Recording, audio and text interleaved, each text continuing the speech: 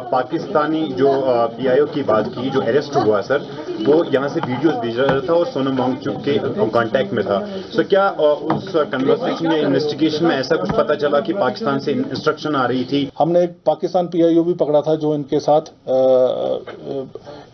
उनकी रिपोर्टिंग करके अक्रॉस भेज रहा था। उसके भी एक हमारे पास रिकॉर्ड है। हमारे पास इनकी जो विजिट्स हैं, जैसे पाकिस्तान में डॉन की इवेंट इन्होंने वहां पे जाके किया, उसके बाद बांग्लादेश में, तो ये सारा एक बहुत बड़ा क्वेश्चन मार्क है इनके ऊपर। इंटेलिजेंस थी तो तभी तो हमने डिप्लॉयमेंट की थी। अगर इंटेलिजेंस ना हो, हमें पता ना होता, तो हम ऐसा तो नहीं होता कि नहीं करते। पाकिस्तान पीआईओ जो है यहाँ से, जिन्होंने अक्रॉस हमने देखा है, जिन्होंने जो वीडियो भेजने वाले और उनके जो बाकी लिंक्स हैं, जो फॉरेन फंडिंग है, एक बड़ा इन्वेस्टिगेशन का विषय है। सरप्राइजिंगली 24 तारीख को एक बहुत बड़ा यहाँ जो ग्रुप इकट्ठे हो गए और उसमें नॉर्मल जो ग्रुप तो थे ही थे, उसके साथ ही साथ उसमें काफ़ी एंटी सोशल एलिमेंट्स जो हैं वो ज्वाइन किए। सडनली जो ये ग्रुप जो है 5-6 हज़ार के लोग जो हैं, उन्होंने जो है मार्च किया और बाहर जो जितनी भी यहाँ की गवर्नमेंट बिल्डिंग्स हैं, एस्टेब्लिशमेंट्स हैं, पॉलिटिकल पार्टीज के ऑफिस हैं, उनको बड़े मैसिव तरीके से डैमेज किया, स्टोन पेल्टिंग की। तो हमारी फोर्सेज लगी थी जो उन्हीं की प्रोटेक्शन के लिए लगी थी, इन फोर्सेज इंस्टीट्यूशंस की, और वो अंदर थी प्रेमिसेस में, उनके ऊपर अटैक किया गया। एक पॉलिटिकल पार्टी के दफ्तर को घेराव करके उसमें आग लगा दी गई, टू द एक्सटेंट कि हमारे वहाँ पे सीआरपीएफ के जवानों की काफ़ी बुरी तरीके से उनकी पिटाई की गई। उसी बिल्डिंग में हमारी 4 महिला पुलिस लद्दाख की जो थी वो फंस गई और उसको बिल्डिंग को बाहर से आग लगा दी गई। 44 लोग हमने जो है वो गिरफ्तार किए हुए हैं।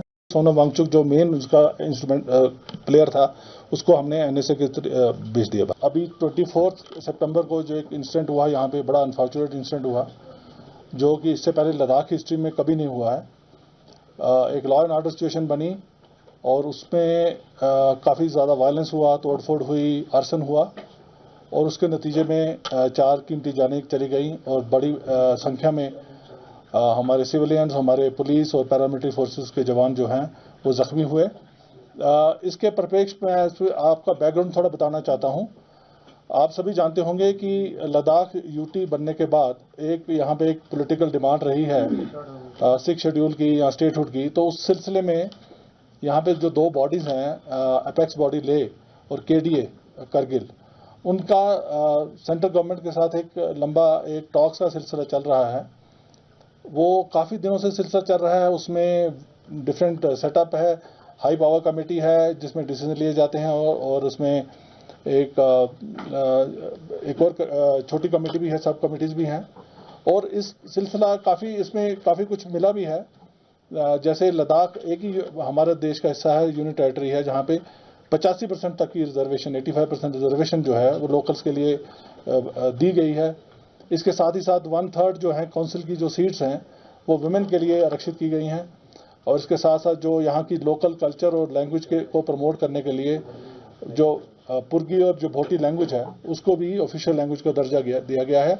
और एक ऑनगोइंग प्रोसेस है जो चल रही थी पर इस प्रोसेस को सबटाज करने के लिए, इसको विशिएट करने के लिए काफ़ी समय से प्रयास भी चल रहे थे, जिसमें कुछ सो कॉल्ड इन्वायरमेंटल एक्टिविस्ट और बाकी इस किस्म के ग्रुप्स जो थे जिनकी क्रेडिबिलिटी पे भी एक क्वेश्चन मार्क है, उन लोगों ने इसको प्लेटफॉर्म को हाईजैक करने के लिए कोशिश की। और उसमें से सबसे जो प्रथम जो हमारा नाम है, जो मिस्टर सोनम वांगचुक हैं, जिन्होंने पहले भी इस किस्म के बयान और इस किस्म की जो प्रोसेस को डिरेल करने के लिए काफ़ी काम किया। और इन दिनों में 10 सितंबर को जब ये प्रोसेस चल रही थी और नई डेट अनाउंस हो गई थी 6 अक्टूबर को हाई पावर कमेटी के लिए, और उससे पहले एक उसकी प्रिलिमिनरी डिस्कशन के लिए 25 और 26 को डेट्स अनाउंस हुई थी। यहाँ के लीडर्स वहाँ पे जाके और वहाँ पे डिस्कस करते, पर उससे पहले एक अनशन शुरू किया गया और उस अनशन को प्लेटफॉर्म बनाया गया जिसमें इस किस्म के तत्व जो हैं उनको बुला के इनवाइट करके और एक यहाँ का जो एक पीस और जो लॉ एंड ऑर्डर का इन्वायरमेंट था उसको विशिएट करने की कोशिश की गई। कई तरीके से समझाया भी गया इनको कि जो है इस किस्म की ऐसी कार्रवाई नहीं होनी चाहिए जिससे कि हमारा जो टॉक्स हैं वो डीरेल हों। पर फिर भी ये जो प्रोसेस, जो भूख हड़ताल जो है वो ख़त्म नहीं की गई। और इन्हीं दिनों में run up to the talks हमने देखा कि एक उनमें इंक्रीज़ आई, जिस किस्म के बयान दिए गए, जिस किस्म के जो वहाँ पे वीडियो वायरल किए गए, जिसमें हमें लगता था कि लॉ एंड ऑर्डर को काफ़ी खतरा है। और उसमें हमने पुलिस कार्रवाई भी की उन दिनों में। जब भी हमें लगा हमने उसमें एफआईआर भी रजिस्टर किए।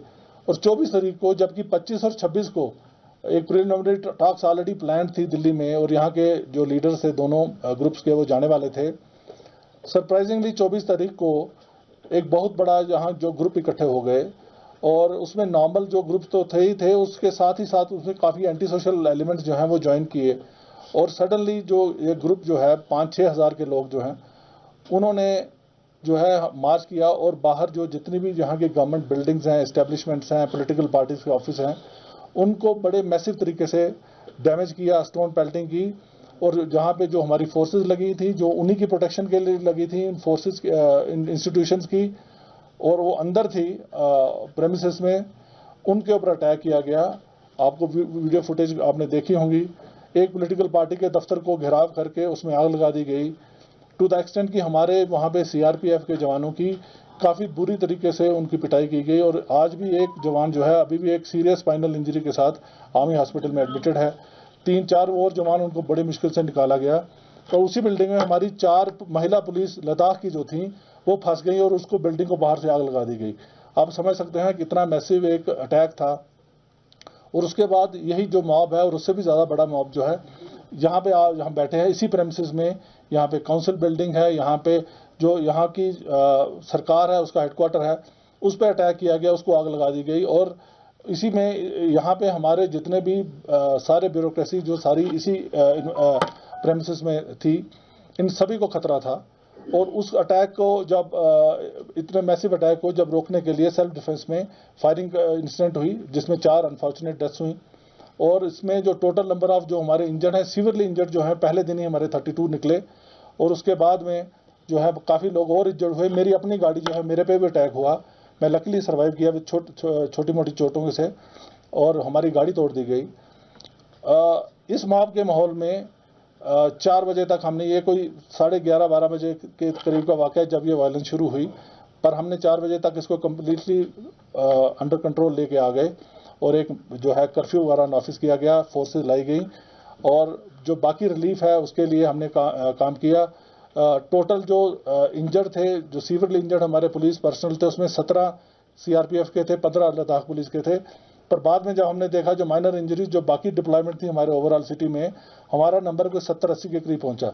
उसी तरीके से कोई 70-80 के करीब जो है सिविलियन जो है वो इंजर्ड हुए। उसमें जो 7 जो थे वो सीरियस थे, क्रिटिकल थे।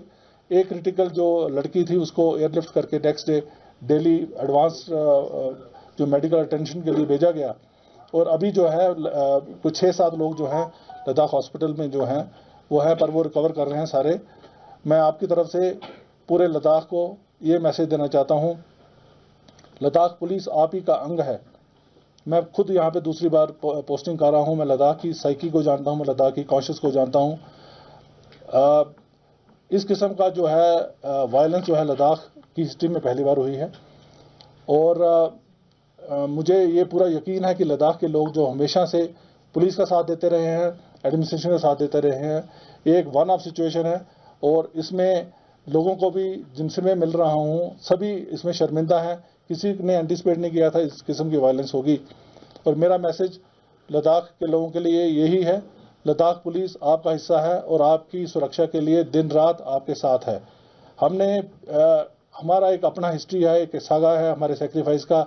इसी साल हमने 3 डिफरेंट इंसिडेंट्स में 2 हमारे कांस्टेबल और 1 हमारा इंस्पेक्टर शहीद हुआ है लोगों को बचाते हुए।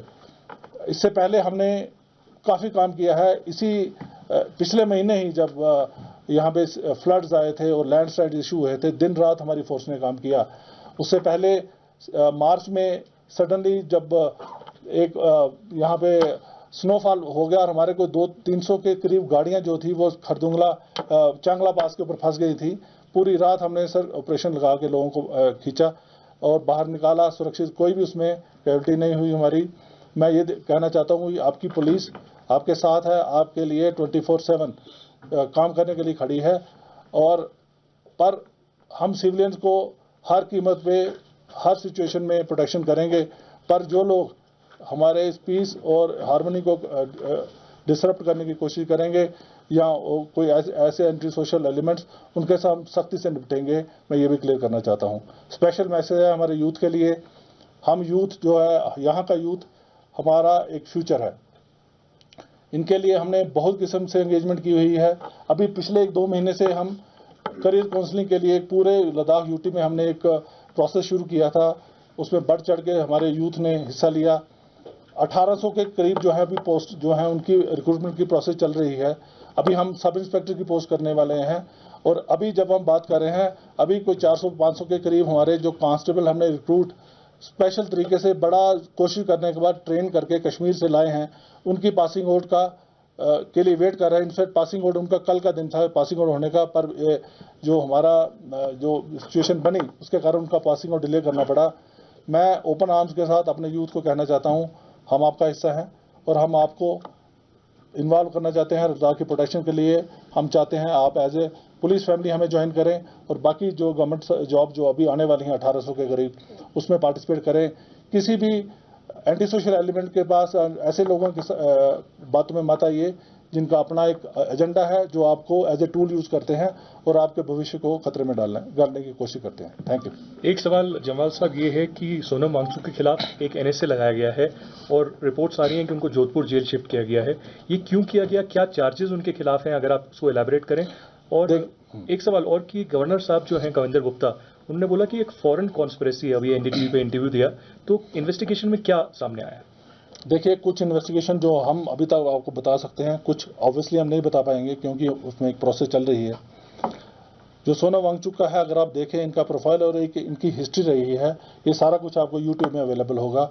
जिस किस्म से इंस्टिगेशन वाली उन्होंने बातें की हैं, अरब स्प्रिंग की बात की है, या नेपाल या बांग्लादेश या श्रीलंका की जो इंस्टिगेट करने के लिए उनका एक अपना एजेंडा है।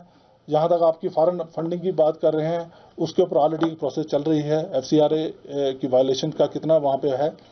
हमने पिछले दिनों जब चलो इस प्लेटफॉर्म में बता देता हूँ, हमने एक पाकिस्तान PIO भी पकड़ा था जो इनके साथ उनकी रिपोर्टिंग करके अक्रॉस भेज रहा था। उसके भी एक हमारे पास रिकॉर्ड है। हमारे पास इनकी जो विजिट्स हैं, जैसे पाकिस्तान में डॉन की इवेंट इन्होंने वहाँ पे जाके किया, उसके बाद बांग्लादेश में, तो ये सारा एक बहुत बड़ा क्वेश्चन मार्क है इनके ऊपर। और इसके बीच में डिफरेंट एजेंसीज जो हैं जिनका ये काम है वो ऑलरेडी इसमें इन्वेस्टिगेशन कर रही हैं और उसमें एक्शन लेंगी। मैं इससे ज़्यादा इस पर और नहीं कह सकता। आपने सर एंटी नेशनल एलिमेंट्स की बात कही आपने, और जो रिपोर्ट्स तमाम निकल के आ रही थी, मैं अमृत प्रकाश हूँ NI से, LG साहब ने भी उसको कोट किया कि नेपाल के कुछ एंटी सोशल एलिमेंट्स इसमें शामिल थे। अगर आप कोट कर पाएं, आपके पास कोई इनपुट्स हो, कितने लोग इसमें शामिल थे जो कि विदेश से ताल्लुक रख सकते थे, क्या कोई एंटी नेशनल कॉन्स्पिरेसी यहाँ पर थी? देखिए, ये एक इन्वेस्टिगेशन का विषय है, पर जिस दिन हमारे जो फर्स्ट डे जिस दिन इंजर्ड जो लोग जब शिफ्ट किए गए, उसमें 2 नेपाली जो हैं बुलेट इंजरीज है, 2 की शायद 3 जो है वो नेपाली नेशनल यहाँ पे हॉस्पिटल में एडमिट थे। उसके बाद में हमने कुछ और लोग जो किए, उसमें से उनकी वेरिफिकेशन के बाद शायद 3-4 और ऐसे तत्व निकले हैं। 3 तो कंफर्म्ड हैं जो कि नेपाल नेशनल थे और जो हॉस्पिटल में एडमिट रहे हैं। जी देखिए, हम कर्फ्यू के बारे में हमारी सबसे बड़ी चिंता है, इससे पहले मेरी मीटिंग हो चुकी है।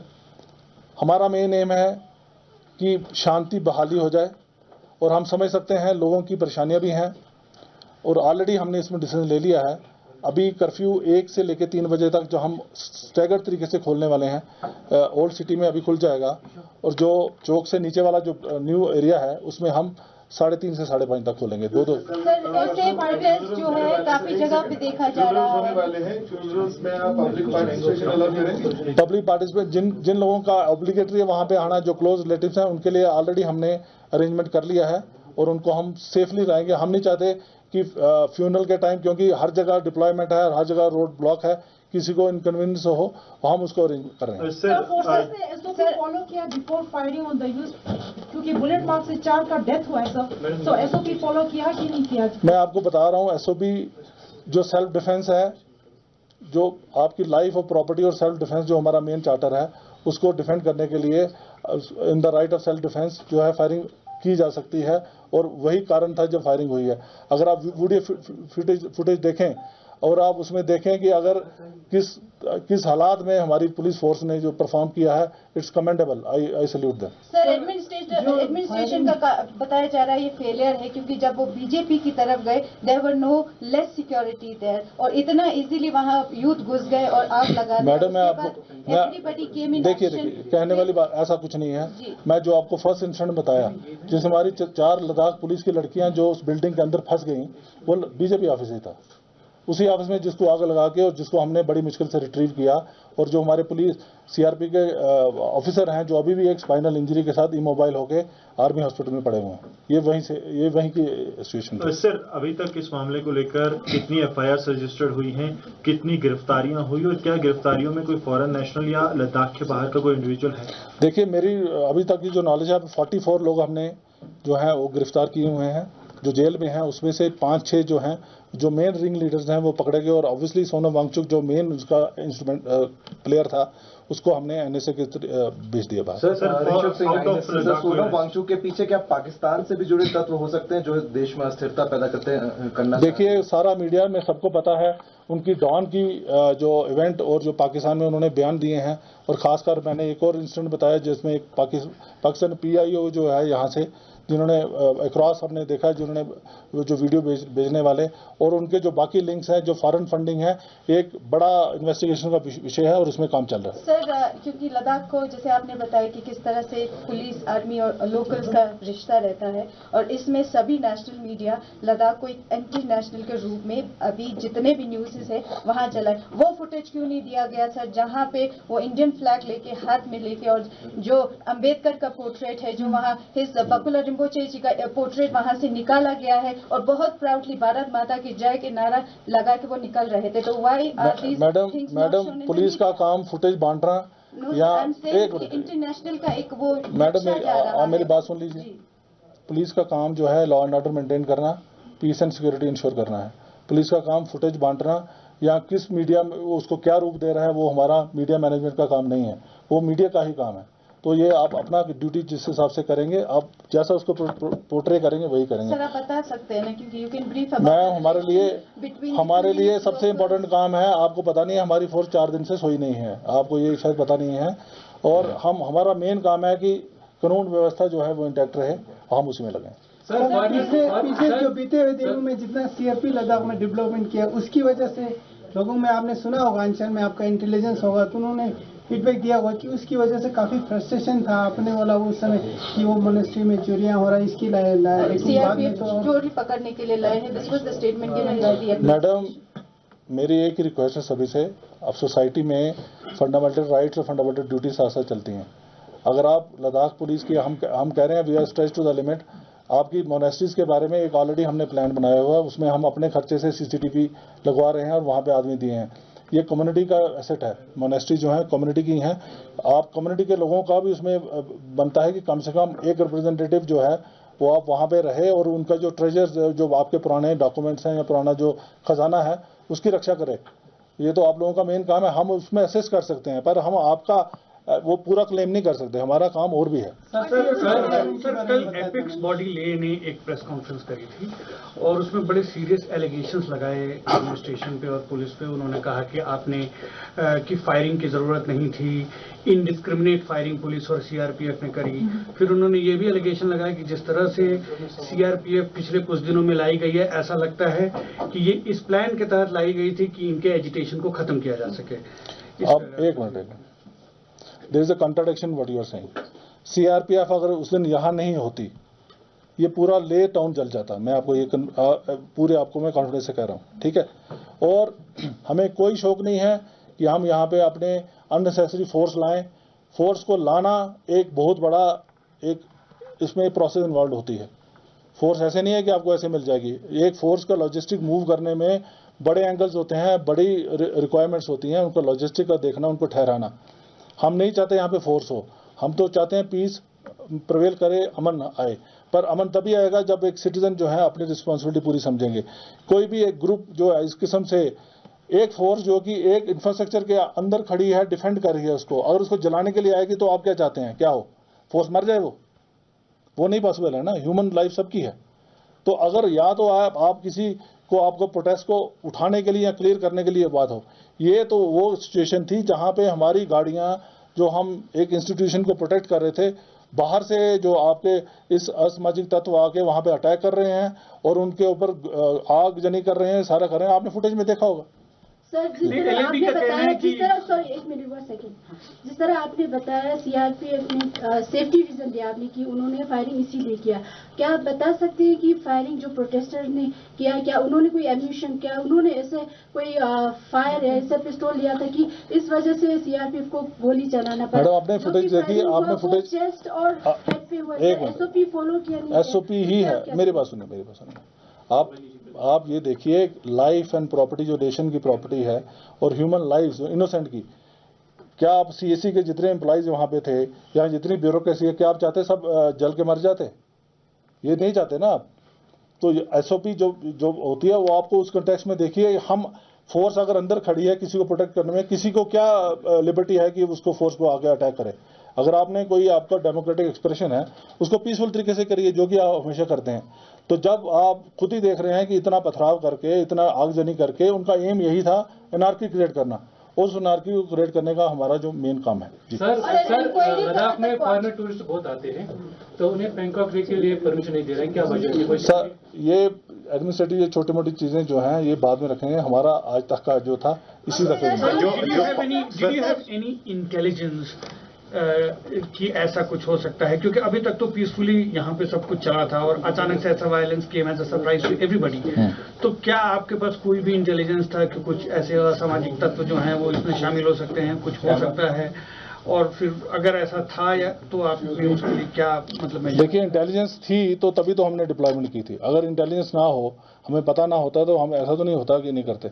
तो हमारा जो है पुलिस का अरेंजमेंट जो होता है, डिप्लॉयमेंट होता है, इंटेलिजेंस बेस्ड होता है। एक छोटा सा सवाल, आपने पूछ लिया। सर, जो आपने पाकिस्तानी जो पीआईओ की बात की, जो अरेस्ट हुआ सर, वो यहाँ से वीडियोस भेज रहा था और सोनम वांगचुक के कांटेक्ट में था।